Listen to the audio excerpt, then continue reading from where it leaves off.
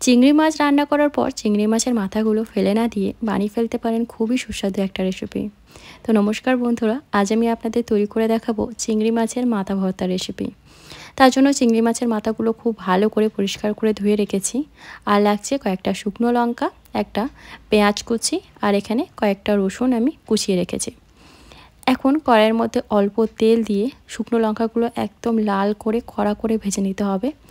ভর্তাতে কিন্তু শুকনো লঙ্কা এরকম একদম লাল করে ভাজলে বেশি ভালো হয়, কালারটাও যেমন সুন্দর আসে, খেতেও কিন্তু ভালো লাগে। তো দেখুন শুকনো লঙ্কাগুলো আমার ভাজা হয়ে গেছে, এখন তুলে নিচ্ছি। এই তেলের মধ্যে এখন আমি রসুন কুচি আর পেঁয়াজ কুচিটা দিয়ে দিচ্ছি। এখন রসুন আর পেঁয়াজও কিন্তু লাল করে ভেজে নিতে হবে। এর মধ্যে কিন্তু আপনারা অবশ্যই হাফ টেবিল স্পুন কালো জিরে দিয়ে দেবেন। আমার কাছে আজকে ছিল না, তার জন্য আমি কালো জিরেটা অ্যাড করতে পারিনি। তো ভালো করে রসুন আর পেঁয়াজ আর কালো জিরাটা ভেজে নিতে হবে।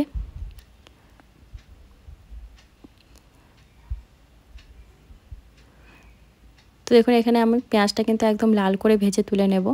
তারপর কড়াইতে আরও একটু তেল দিয়ে এর মধ্যে মাছের মাথাটা দিয়ে দিলাম। মাছের মাথার মধ্যে অল্প পরিমাণে লবণ আর হলুদ দিয়ে মাছের মাথাটাকে একদম লাল করে কিন্তু ভেজে নিতে হবে। অবশ্যই একবার চিংড়ি মাছের মাথা দিয়ে কিন্তু এই ভর্তাটা বানিয়ে দেখবেন, গরম গরম ভাতের সাথে কিন্তু অসাধারণ হয় খেতে। তো দেখুন মাথাটা কিন্তু একদম লাল করে আমি ভেজে নিচ্ছি। এখানে আমার চিংড়ি মাছের মাথাটা কিন্তু ভাজা হয়ে গেছে, এখন তুলে নিচ্ছি। এরপর ব্যাস এক এক করে সব কিছু বেটে নিতে হবে। অবশ্যই ভর্তা কিন্তু শিলনোড়ায় বাটলে তার স্বাদটা আলাদাই হয়। আপনারা চাইলে সব কিছু মিক্সিং জারে দিয়ে কিন্তু পেস্টও করে নিতে পারেন। তো এখানে আমি প্রথমে শুকনো লঙ্কাটাকে বেটে নিয়ে তারপর পেঁয়াজ আর রসুনটাকেও ভালো করে বেটে নিচ্ছি। এরপর এর মধ্যে দিয়ে দিচ্ছি ভেজে রাখা মাছের মাথাটাও। সব কিছু খুব ভালো করে বেটে নিয়ে একটা স্মুথ পেস্ট তৈরি করে নিতে হবে। তো এখানে কিন্তু দেখুন আমাদের চিংড়ি মাছের মাথা ভর্তা একদম রেডি হয়ে গেছে। ওপর থেকে অল্প পরিমাণে কাঁচা সর্ষের তেল ছড়িয়ে দিলাম। তো ব্যাস গরম গরম ভাতের সঙ্গে চিংড়ি মাছের এই ভর্তাটা পরিবেশন করুন, সকলের ভীষণ ভালো লাগবে।